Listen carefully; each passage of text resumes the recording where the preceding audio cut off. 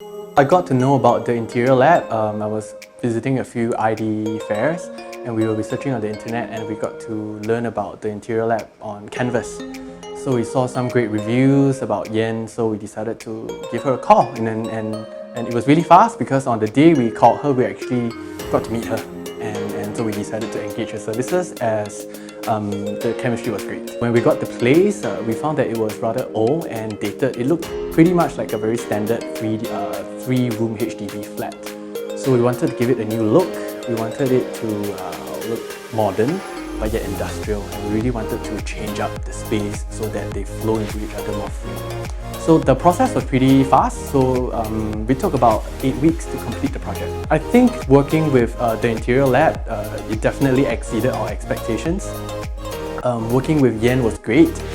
She was very responsive as a designer, and because we are very new at this. So she was able to give us different perspectives and fresh ideas that we did not previously think about. So that was great. We also appreciated that there was a very high attention to detail.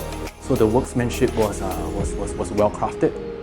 And all in all, yep, it was a great experience. Well, I gotta say that my favorite part of the house has to be the bathroom.